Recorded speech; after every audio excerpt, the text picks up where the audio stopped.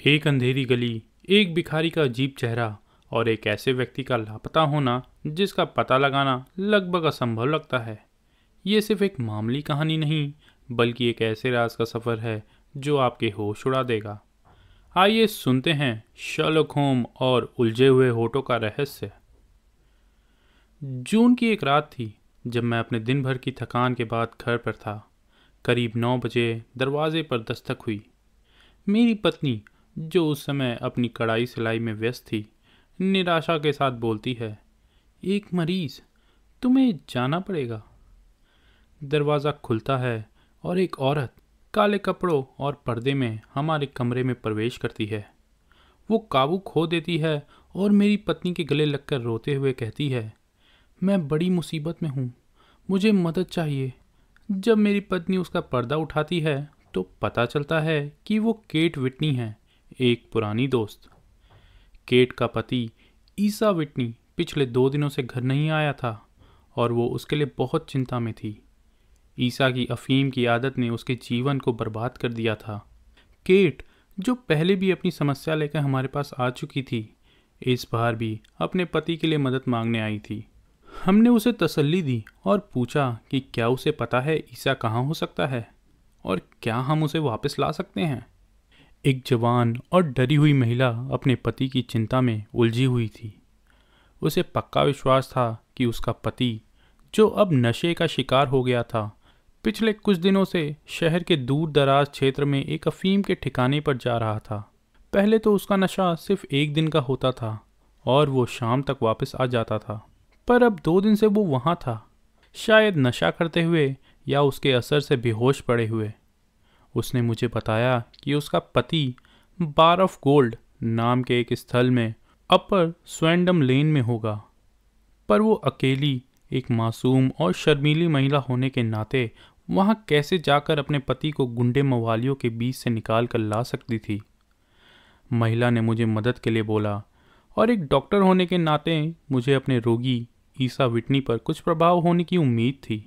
मैंने महिला से वादा किया कि अगर उसका पति उस पते पे होगा तो मैं उसे 2 घंटे के अंदर एक गाड़ी में घर भेज दूंगा। मैं तुरंत घोड़ा गाड़ी में निकल पड़ा, एक अजीब सा लगने वाला काम करने। अपर स्वैंडम लेन लंदन ब्रिज के पास एक बदनाम और गंदी गली थी। वहाँ एक पुरानी दुकान और शराब की दुकान के बीच एक अंधेरा सा रास्ता था जिसमें नीचे जाने के लिए सीढ़ियाँ थी। सीढ़ियाँ नशेड़ियों की भीड़ से भरी हुई थी। रात के मध्यम रोशनी में एक तेल के दीपक के नीचे एक दरवाज़ा दिख रहा था। मैंने उसे खोला और अंदर गया। वहाँ एक लंबा कमरा था जो अफीम के धुएं से भर गया था। लकड़ी की फर्श पर लोग अजीब अवस्था में पड़े हुए थे। किसी के कंधे झुके थे, किसी के पैर मुड़े हुए थे और किसी का सर पीछे को झुका था। घर के एक कोने में एक छोटी सी चिंगारी, जो कभी तेज होती कभी धीमी, अफीम के चिल्लम में जल रही थी। कुछ लोग चुप थे, कुछ अपने आप से बातें कर रहे थे। तभी एक नौकर ने तुरंत मुझे पाइप और अफीम दिया और एक खाली जगह पर जाने का इशारा किया। मैंने कहा, धन्यवाद, लेकिन मैं रुकने नहीं आया हूँ। मेरा एक दोस्त मिस्टर ईसा विटनी यहाँ है, उनसे मिलना चाहता हूँ। अंधेरे में मुझे एक आवाज़ और हरकत महसूस हुई। मेरे सामने विटनी बैठा था, पीला चेहरा, बिखरे हुए बाल और थका नज़र आ रहा था। उसने मुझे देखा और बोला, हे भगवान वॉटसन, ये तुम हो? उसकी हालत देख के मुझे अफसोस हुआ। वॉटसन, ये कौन सा समय है? उसने घबराते हुए पूछा। मैंने कहा, रात के 11 बजे हैं। कौन से दिन के? शुक्रवार, 19 जून। ये सुनकर विटनी हैरान था। मुझे लगा आज बुधवार है। मैं बस कुछ घंटे यहाँ था, लेकिन शायद 3 या 4 पाइप के बाद मुझे पता नहीं चला। मुझे घर जाना चाहिए। तुम्हारे पास एक गाड़ी है? हाँ, एक गाड़ी बाहर खड़ी है। तो चलो, लेकिन मुझे पैसे देने होंगे यहाँ। वॉटसन, तुम मेरी मदद करो। ये सुनकर मैं मैनेजर को ढूंढने लगा। मैंने एक लंबे आदमी के पास से गुजरते हुए एक हल्का सा खिंचाव अपने कपड़ों पर महसूस किया। एक आवाज़ थी, मेरे पास से गुजरो और फिर पीछे देखो। मैं रुक गया और नीचे देखा। एक बूढ़ा आदमी पतला और झुका हुआ। अफीम का पाइप उसके हाथ से लटक रहा था। मैं आगे 2 कदम चला और पीछे देखा तो मेरी आंखें फटी की फटी रह गई। उस बूढ़े आदमी का चेहरा बदल गया था। उसकी शक्ल बाहर आ गई थी, झुर्रियाँ गायब थी और आंखों में एक चमक थी। वो कोई और नहीं, शर्लॉक होम्स था। उसने मुझे इशारा किया कि मैं उसके पास से जाऊं और फिर अपनी पुरानी बूढ़ी शक्ल में वापस आ गया। होम्स, मैंने धीरे से कहा, तुम इस जगह पर क्या कर रहे हो? आवाज़ नीचे रखो, होम्स जवाब देता है। मेरी सुनने की शक्ति बहुत अच्छी है। अगर तुम अपने शराबी दोस्त को भेज सको तो मुझे तुमसे कुछ बात करनी है। मेरे पास एक गाड़ी बाहर है। तो उसे घर भेज दो। उस पर भरोसा कर सकते हो क्योंकि वो इतना नशे में है कि कोई शैतानी नहीं करेगा। और एक नोट गाड़ी के ड्राइवर के साथ अपनी पत्नी के लिए भेज दो कि तुम मेरा साथ देने वाले हो। तुम बाहर रुको, मैं 5 मिनट में मिलता हूँ। शर्लॉक होम्स की बात मना करना मुश्किल था क्योंकि वो हमेशा अपनी बातें स्पष्ट और निश्चित तरीके से रखता। मैंने विटनी का बिल चुकाया, उसे गाड़ी में बिठाया और गाड़ी को अंधेरे में चला जाता देखा। कुछ ही देर में एक पुरानी सी शक्ल उस जगह से निकली और मैं होम्स के साथ चल रहा था। 2 गलियों तक वो झुककर लड़खड़ाते कदमों से चला, फिर आसपास देखते ही सीधा खड़ा हो गया और जोर से हंसने लगा। वॉटसन, तुम सोच रहे होगे कि मैंने कोकेन के इंजेक्शन के बाद अब अफीम लेना भी शुरू कर दिया होगा। होम्स हंसा। मुझे ज़रूर हैरानी हुई तुम्हें वहाँ देखकर, पर मुझे तुम्हें वहाँ देखकर और भी ज़्यादा हैरानी हुई। मैं एक दोस्त को ढूंढने आया था और मैं एक दुश्मन को। दुश्मन? हाँ, मेरा प्राकृतिक दुश्मन या कहूँ शिकार। मैं एक अनोखी जांच में लगा हूँ और सोचा कि इन नशेड़ियों की बकवास में कोई सुराग मिलेगा। अगर मुझे वहाँ पहचान लिया जाता, मेरी जान 1 घंटे की भी ना होती, क्योंकि मैं उस जगह का पहले भी अपने फ़ायदे के लिए इस्तेमाल कर चुका हूँ। उस जगह का चालक लेस्कर मुझसे बदला लेना चाहता है। उस बिल्डिंग के पीछे एक गुप्त दरवाज़ा है जो कुछ अजीब कहानियाँ सुना सकता है, जो अंधेरी रातों में वहाँ से गुजरी हैं। होम्स एक सीटी बजाता है जो दूर से एक और सीटी के जवाब में सुनाई देती है। फिर घोड़ों के हिनहिनाने की आवाज़ सुनाई देती है। वॉटसन, क्या तुम मेरे साथ चलोगे? होम्स पूछता है। अगर मैं काम आ सकूं तो। एक विश्वसनीय साथी और एक घटनाएं लिखने वाला तो हमेशा काम आता है। मेरा कमरा द सीडर्स में 2 बेड वाला है। The Cedars? ये मिस्टर सेंट क्लेयर का घर है। जांच करते वक्त मैं वहाँ रह रहा हूँ। ये कहाँ है? मैं पूछता हूँ। ली के पास, कैंट में। हमें 7 मील का सफ़र करना होगा, होम्स जवाब देता है। होम्स घोड़ों को चला देता है और दोनों अंधेरे और सुनसान गलियों में मज़े से दौड़ते हैं। पुल के बाहर एक और उदासी भरा शहर, जहां बस पुलिस के कदमों की आवाज़ सुनाई देती है। रात का आसमान बादलों से ढका है, बस कभी कभी तारों की हल्की चमक दिखाई देती है। होम्स चुप था, अपनी सोच में डूबा हुआ। मैं जिज्ञासु था, लेकिन उसके सोचने में खलल नहीं डालना चाहता था। कुछ मील बाद होम्स अपने कंधे झटका के पाइप जलाता है, जैसे अपने फैसले से संतुष्ट हो गया हो। वॉटसन, तुम्हारे अंदर एक बेहतरीन कला है चुप रहने की। यह तुम्हें एक अनमोल साथी बनाती है।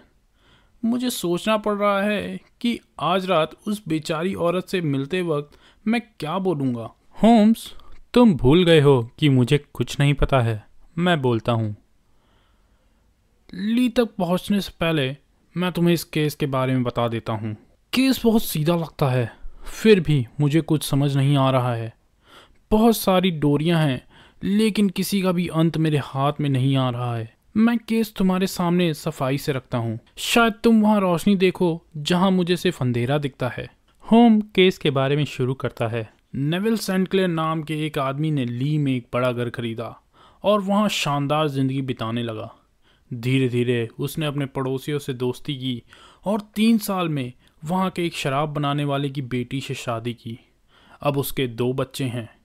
उसका कोई तय काम नहीं है, लेकिन वो कुछ कंपनियों में रुचि रखता है और हर सुबह शहर जाता है। शाम 5 बजे कैनन स्ट्रीट से वापस आता। सेंट क्लेयर एक अच्छा पति, प्यारा पिता और मशहूर इंसान था। उसका सिर्फ 88 पाउंड 10 शीलिंग का उधार है और उसके बैंक अकाउंट में 220 पाउंड हैं।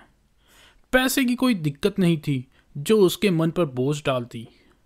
पिछले सोमवार सेंट क्लेयर सुबह शहर जरा जल्दी गया और बोला कि उसके पास 2 जरूरी काम हैं। उसने अपने छोटे बेटे के लिए एक खिलौना लाने का भी वादा किया। उस दिन मिसेस सेंट क्लेयर को एक खत मिला जो कह रहा था कि एबरदीन शिपिंग कंपनी के ऑफिस में एक महंगा पैकेट उसका इंतज़ार कर रहा है।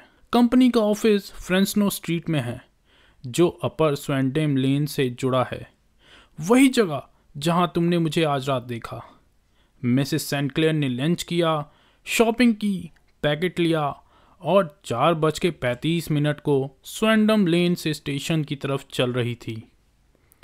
सोमवार का दिन बहुत गर्म था और मिसेस सेंट क्लेयर धीरे धीरे चल रही थी, एक गाड़ी ढूंढते हुए, क्योंकि उसे वो इलाका पसंद नहीं था। तभी उसने एक चीख सुनी और देखा कि उसका पति एक दूसरे मंजिल की खिड़की के नीचे देख रहा है। वो उसे इशारा कर रहा था। उसका चेहरा परेशान और घबराहट से भरा था, लेकिन एकदम से वो खिड़की से पीछे खींच लिया गया, जैसे किसी अनजान ताकत ने उसे खींच लिया हो। उसने देखा कि उसने काला कोट पहना था, पर उसका कॉलर और नेकटाई गायब थी। मिसेस सेंट क्लेयर अपने पति के साथ कुछ गड़बड़ होने के शक करते हुए उस घर के नीचे की तरफ भागी। वो घर वही अफीम का अड्डा था जहां तुम मुझसे आज रात मिले थे। वो आगे बढ़ने की कोशिश करती है, लेकिन सीढ़ियों के नीचे लेस्कर के आदमी उसका रास्ता रोक लेते हैं।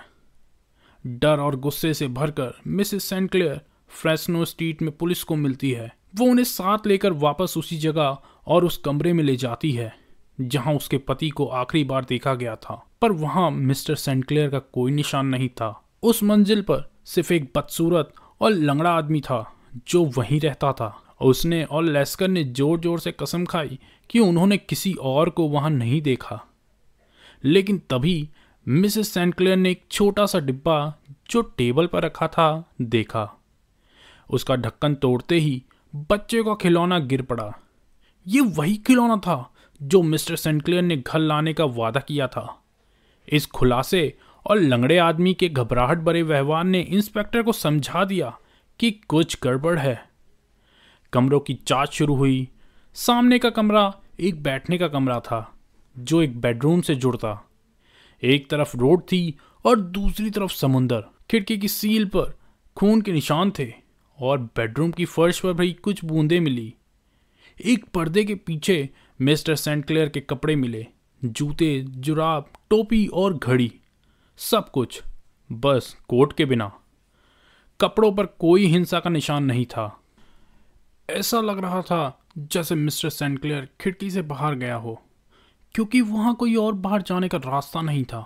अब रहा सवाल उन लेस्कर और लंगड़े आदमी का जो इस घटना में शामिल लगते हैं। लेस्कर एक बुरी आदत वाला आदमी है, लेकिन मिसेस सेंट क्लेयर के बयान के मुताबिक वो उसके पति के खिड़की पर दिखने के कुछ ही सेकंड बाद नीचे था, इसलिए वो घटना का मुख्य आरोपी नहीं लगता था। उसने दावा किया कि उसे ह्यूज बून के काम के बारे में कुछ नहीं पता जो वहां रहने वाला था, और वो मिस्टर सेंट क्लेयर के कपड़ों की उपस्थिति के लिए कोई जवाब नहीं दे सकता।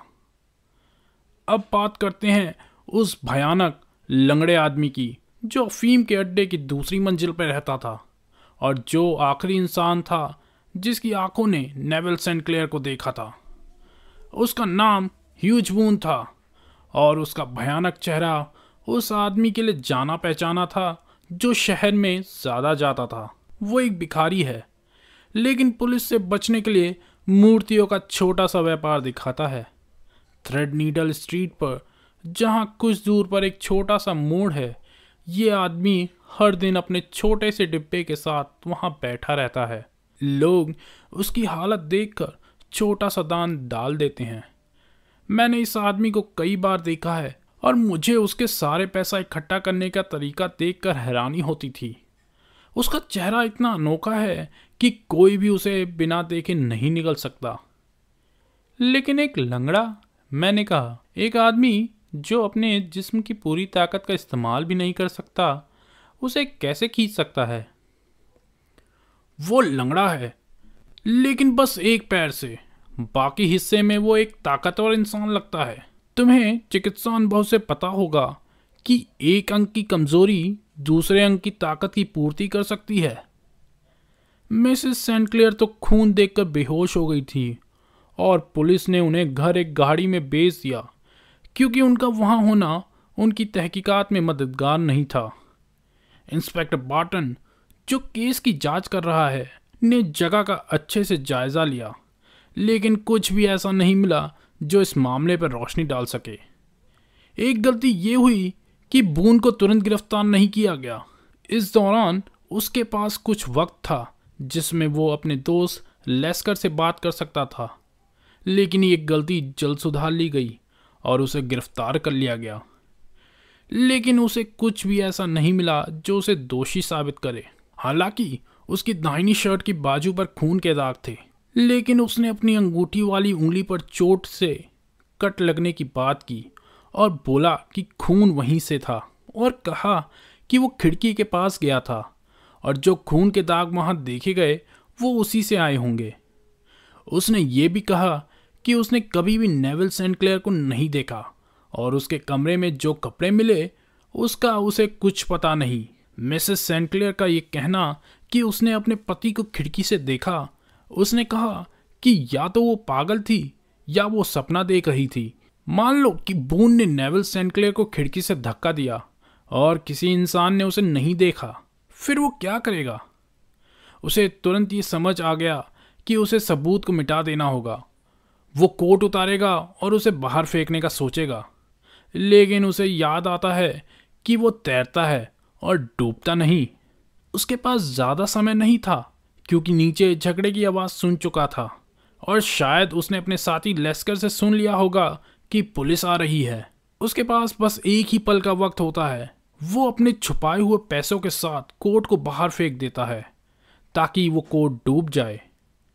अगर नीचे से कदमों की आवाज़ नहीं सुनाई देती तो वो बाकी कपड़ों के साथ भी वही करता। अच्छा, हम इसे काम चलाऊ तथ्य के रूप में लेते हैं। बून, जैसे कि मैंने तुमको बताया, पकड़ा गया और पुलिस स्टेशन ले जाया गया, लेकिन इससे पहले उसके खिलाफ कोई सबूत नहीं था। वो कई सालों से एक भिखारी के रूप में जाना जाता है, लेकिन उसकी जिंदगी बिल्कुल शांत और निर्दोष थी। अभी तक केस ये है और जो सवाल हल करना है, नेविल सेंट क्लेयर अफीम के अड्डे में क्या कर रहा था, वहाँ उसके साथ क्या हुआ और वो अब कहाँ है, और बून का उसके गायब होने से क्या लेना देना है। ये सब अभी तक उतना ही मुश्किल है जितना पहले था। मैं मान सकता हूँ कि ये केस पहली नज़र में इतना आसान लग रहा था, लेकिन ये इतनी कठिनाइयों का सामना कर रहा है। हम ली के बाहरी क्षेत्र में हैं, होम्स ने कहा। देखो, वो रोशनी जो पेड़ों के पीछे दिख रही है वो द सीडर्स है, और उस लैम्प के पास एक औरत बैठी है जिसके कान हो सकता है हमें सुन चुके हों, हमारे घोड़ों के कदमों की आवाज़। लेकिन तुम बेकर स्ट्रीट से इसे क्यों नहीं हल कर रहे हो? मैंने पूछा। यहाँ कई जांच करनी है वॉटसन, होम्स कहता है। होम्स घबराया हुआ बोलता है, मुझे मिसेस सेंट क्लेयर से मिलने का मन नहीं करता जब तक उनके पति के बारे में कोई खबर नहीं होती। ये रही हमारी मंजिल, रुक जाओ। हम एक बड़े घर के सामने रुकते हैं। मैं और वॉटसन गाड़ी से उतरकर घर की तरफ जाते हैं। घर के पास पहुंचकर दरवाज़ा खुलता है और एक छोटी सी औरत दिखाई देती है। फिर जब उसने हमें देखा, उसकी आंखों में उम्मीद थी, पर जब उसने होम्स को अपना सर झुकाते देखा, उसकी उम्मीद टूट गई। कुछ अच्छी खबर? कुछ नहीं। कुछ बुरी? नहीं। शुक्रिया भगवान का। अंदर आइए, आप थके हुए होंगे, आपने लंबा दिन गुजारा है। ये मेरा दोस्त डॉक्टर वॉटसन है। वो मेरे कई केसेस में मेरी मदद कर चुका है और एक अच्छी किस्मत ने मुझे उसे इस तहकीकात में शामिल करने का मौका दिया। मैं आपसे मिलकर खुश हूँ, वो कहकर मेरा हाथ गर्माहट से पकड़ती है। अब मिस्टर होम्स, वो कहती है, मैं आपसे कुछ पूछना चाहती हूँ और कृपया सच बोलिएगा, बिना मेरे बारे में सोचे। अपने दिल से बताइए, क्या आपको लगता है कि नेविल जिंदा है? शर्लॉक होम्स थोड़ा संकोच से कहता है, सच में मुझे नहीं लगता। तो आपको लगता है वो मर गया? हाँ। खून की वजह? मैं इस बारे में पक्का नहीं हूं, इसीलिए मैं शायद कह रहा हूं। तो उसने अपनी मौत का सामना किस दिन किया? सोमवार को। फिर मिस्टर होम्स, क्या आप मुझे समझा सकते हैं कि मैंने आज उसका एक पत्र कैसे पाया? शर्लॉक होम्स अपनी कुर्सी से उछल पड़ता है, जैसे उसे जोरदार झटका लगा हो। क्या? होम्स ने गुस्से में कहा। हाँ, आज ही। वो मुस्कुराते हुए एक छोटी सी चिट्ठी उठाती है। मैं इसे देख सकता हूँ? बिल्कुल। होम्स ने उसे तुरंत लिया, टेबल पर रखा, लैंप के नीचे खुद को संभालते हुए और चिट्ठी को ध्यान से देखने लगा। मैं अपनी कुर्सी छोड़ चुका था और उसके कंधे से देख रहा था। लिफाफा काफ़ी सस्ता था और उस पर ग्रेवसेंड का पोस्टमार्क था, जो उसी दिन का था। काफ़ी बेकार लिखाई है, होम्स ने कहा। ये आपके पति का लिखा हुआ नहीं लगता, मैम। नहीं, पर जो भेजा गया है वो उसी का है। मैं ये भी देख रहा हूँ कि जिस इंसान ने लिफाफे को पोस्ट किया है उसे एड्रेस के बारे में पूछना पड़ा होगा। आप कैसे कह सकते हैं? नाम देखिए, बिल्कुल काले इंक से लिखा गया है जो सूख गई है। बाकी की लिखाई स्लेटी रंग की है, जो ये दिखाता है कि दूसरा पेन इस्तेमाल किया गया है। अगर ये सीधा लिखा गया होता तो फिर एक ही पेन से लिखा गया होता। इस इंसान ने पहले नाम लिखा और फिर पता। इसका मतलब है कि वो पते से परिचित नहीं था। ये बात छोटी है, पर छोटी छोटी बातें ही ज़्यादा मायने रखती हैं। अब हम पत्र देखते हैं। हाँ, इसमें कोई चीज़ छुपी थी? हाँ, एक अंगूठी थी। और आप पक्का हैं कि ये आपके पति की लिखाई है? उनका हाथ जब वो जल्दी में लिखते हैं। ये उनकी आम लिखाई से बिल्कुल अलग है, लेकिन मैं इसे अच्छे से जानती हूँ। मेरी प्यारी, डरो मत, सब कुछ ठीक हो जाएगा। एक बड़ी गलतफहमी है जो थोड़ा समय ले सकती है सुधरने में। थोड़ा सब्र रखो, नेविल। ये पेंसिल से लिखा गया है। आज ही ग्रेवसेंड से पोस्ट किया गया है और एक आदमी के द्वारा जिसकी उंगली गंदी थी। एक इंसान जो तंबाकू चबा रहा था। और आपको कोई शक नहीं है कि ये आपके पति के हाथ हैं, मैम? कोई शक नहीं, नेविल ने ये शब्द लिखे हैं। जब तक ये कोई एक अच्छी नकल ना हो जो हमें गलत रास्ते पर ना ले जाए। अंगूठी आखिरकार कुछ भी साबित नहीं करती। शायद ये उनसे छीन ली गई हो। नहीं नहीं, ये उनकी ही लिखाई है। बहुत अच्छे, लेकिन ये हो सकता है कि ये सोमवार को लिखा गया हो और आज पोस्ट किया गया हो। मिस्टर होम्स, आप मुझे निराश मत कीजिए। मैं जानती हूँ कि सब कुछ ठीक है। हमारे बीच इतनी गहरी संवेदना है कि मुझे पता चल जाता अगर उस पर कोई बुराई आई होती। लेकिन अगर आपके पति जिंदा हैं और पत्र लिख सकते हैं तो वो आपसे दूर क्यों रहेंगे? पता नहीं, हो सकता है कोई मुसीबत में हो। शुक्रिया मिस्टर सेंक्लेयर। ये सभी मुख्य बातें थी जिन्हें मैं बिल्कुल साफ करना चाहता था। अब हम डिनर करेंगे और फिर सोएंगे, क्योंकि कल हमारा दिन काफ़ी व्यस्त हो सकता है। एक आरामदायक और विशाल 2 बेड वाला कमरा हमें दिया गया और मैं जल्दी से सो गया, क्योंकि मैं अपने रात के सफ़र से थक चुका था। शर्लॉक होम्स एक ऐसा व्यक्ति था जो जब तक अपनी अनसुलझी पहेली सुलझा नहीं लेता तब तक वो आराम नहीं करता था। जब सुबह की रोशनी कमरे में दिखाई देने लगी तब मैंने देखा कि होम्स वैसे ही बैठा था। पाइप अभी भी उसके मुंह में था और कमरे में तंबाकू की बू भर गई थी। होम्स ने मुझे जगाया। जग गए हो वॉटसन? हाँ, मैंने जवाब दिया। सुबह की ड्राइव के लिए तैयार हो? बिल्कुल।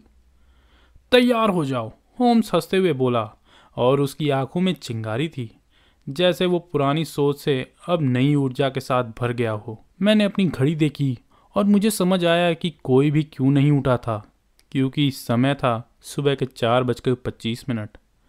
जल्दी ही होम्स वापस आया और बताया कि घोड़ा गाड़ी तैयार है। हम धीरे धीरे नीचे उतर गए और सुबह की रोशनी में बाहर निकल आए। रास्ते पे गाड़ी खड़ी थी। हम दोनों दौड़कर उसमें बैठ गए और लंदन रोड की तरफ बढ़ गए। कुछ गांव की गाड़ियां भी दिख रही थी जो सब्जियां शहर ले जा रही थी। ये काफ़ी अनोखा केस रहा है, होम्स बोला घोड़े को तेज करते हुए। मैं मानता हूं कि मैं अंधा था, पर जो समझ गया हूं वो बेहतर है। शहर के अंदर सबसे पहले उठने वाले लोगों ने अपनी खिड़कियों से हमें देखा जब हम सरे साइड की गलियों से गुजर रहे थे। वाटरलू ब्रिज से होते हुए हमने नदी पार की और वेलिंगटन स्ट्रीट से मोड़ लिया, फिर बोज स्ट्रीट में घूमे। होम्स की पुलिस फोर्स में अच्छी खासी जान पहचान थी और वहाँ 2 हवलदारों ने उसे सल्यूट किया। एक ने घोड़े का सर पकड़ा और दूसरा हमें अंदर ले गया। ड्यूटी पर कौन है? होम्स ने पूछा। Inspector bread street sir. हाँ ब्रेड स्ट्रीट, कैसे हो? एक मोटा लंबा ऑफिसर लंबी टोपी पहने हुए आया। मैं आपसे कुछ बात करना चाहता हूँ ब्रेड स्ट्रीट। जी मिस्टर होम्स, कृपया यहाँ मेरे कमरे में आइए। वो एक छोटे ऑफिस जैसा कमरा था। मैं आपके लिए क्या कर सकता हूँ मिस्टर होम्स? इंस्पेक्टर ने पूछा। मैं उस भिखारी बून्स के बारे में पूछने आया था जो मिस्टर नेविल सेंट क्लेयर के गुम होने की जांच में शामिल था। हाँ, उसे पेश किया गया था और आगे की जानकारी के लिए रिमांड पर रखा गया है। तो क्या वो आपके पास है? हाँ, वो सेल में है। शांत है?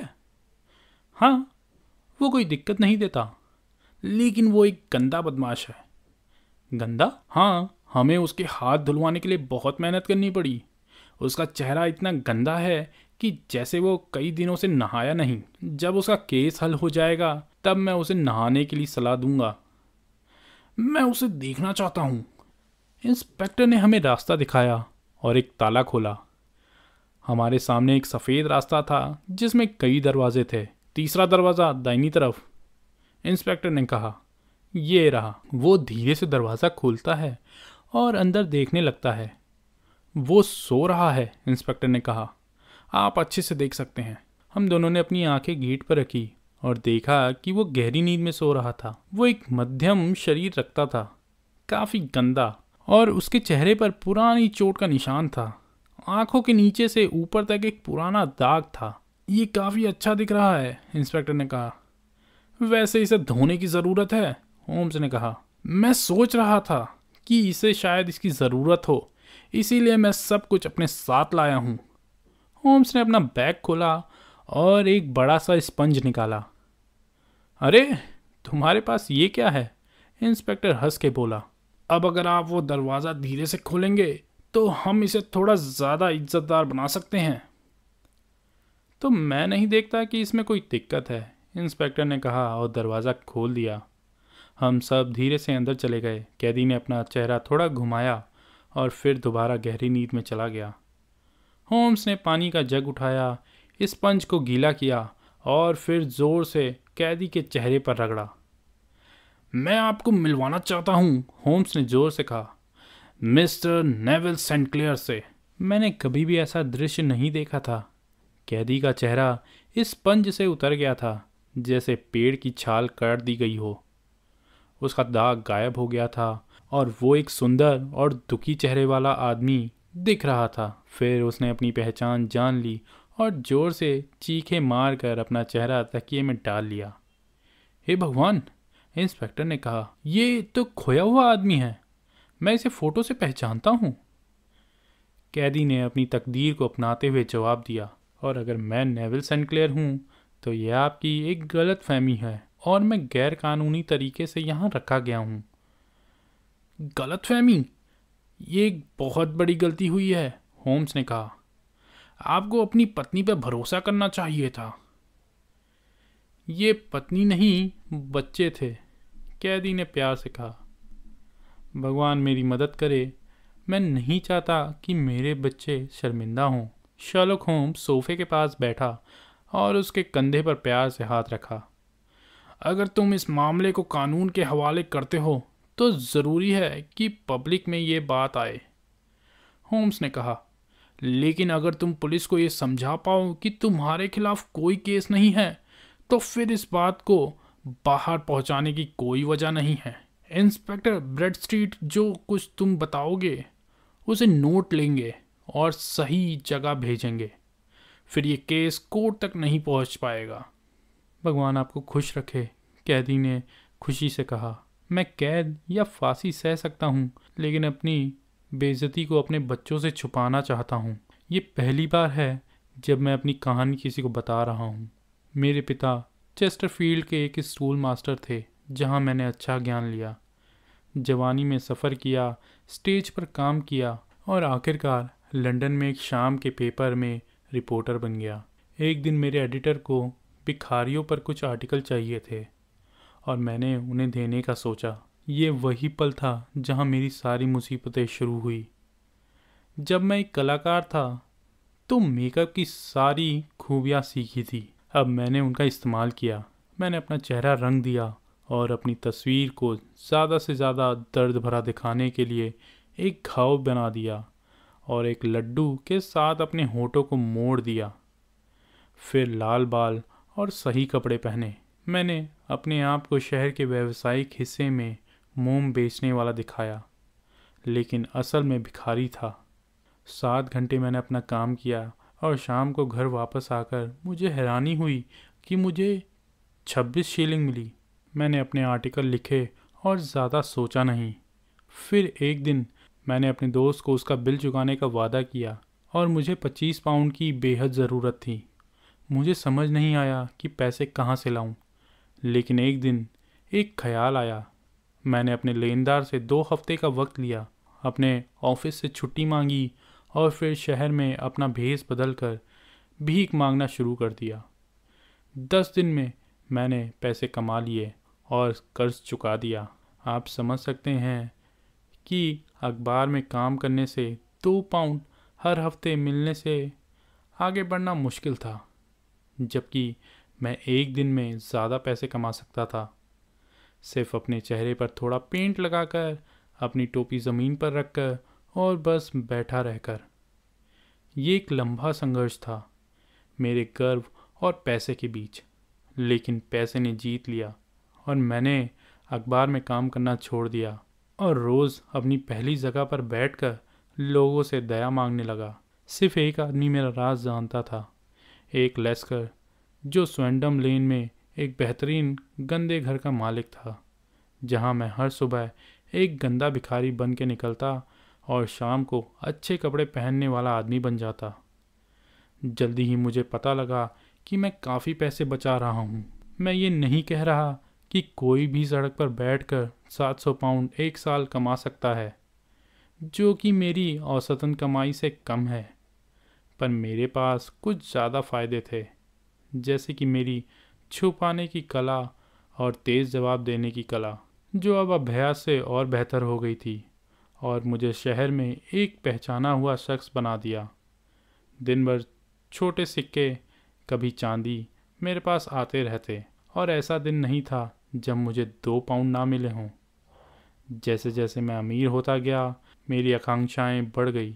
मैंने एक गांव में मेरा घर खरीदा और अंत में शादी की, बिना किसी को ये जाने कि मैं असल में क्या काम करता हूँ। मेरी प्यारी पत्नी को बस ये पता था कि मेरा काम शहर में है, पर उसे ये नहीं पता था कि मैं क्या करता हूँ।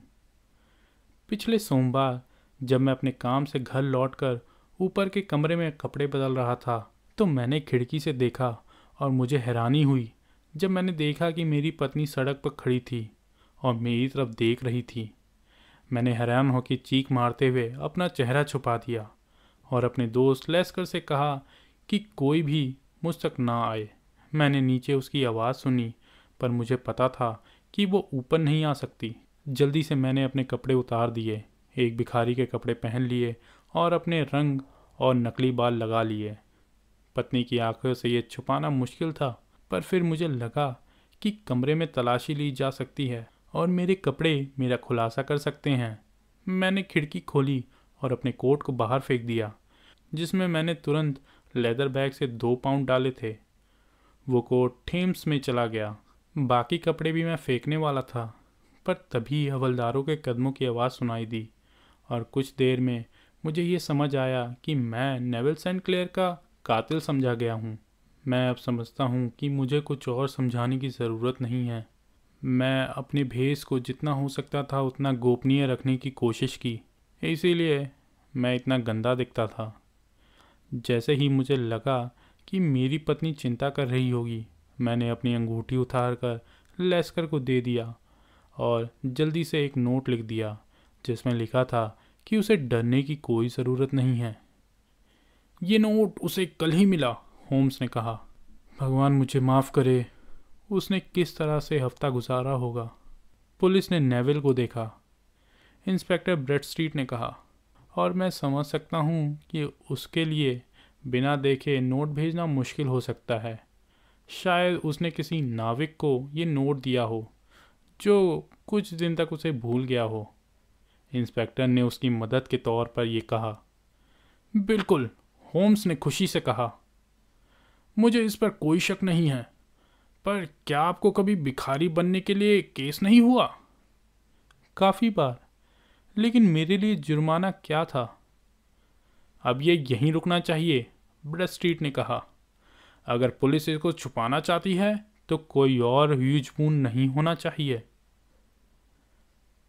मैं कसम खा के कहता हूँ कि मैं दोबारा ये काम नहीं करूँगा, उसने जवाब दिया।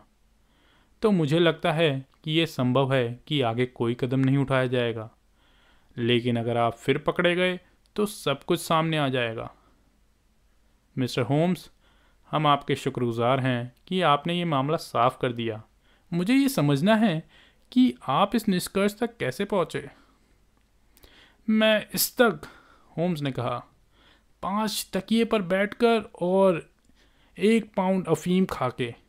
मैं सोचता हूँ वॉटसन, अगर हम बेकर स्ट्रीट चलते हैं तो नाश्ते के समय तक पहुँच जाएंगे। एक उलझन, एक चेहरा और एक राज जिसे सिर्फ एक आदमी ही सुलझा सकता है। Sherlock home. उलझे हुए होठों के पीछे का सच समझ आया? ये कहानी सिर्फ शुरुआत है। ऐसे ही और रोमांचक रहस्यों के लिए हमारे चैनल को सब्सक्राइब करें और नए रूप, नए रहस्यों के साथ जुड़ें। ये था शर्लक होम और उलझे हुए होठों का रहस्य। धन्यवाद।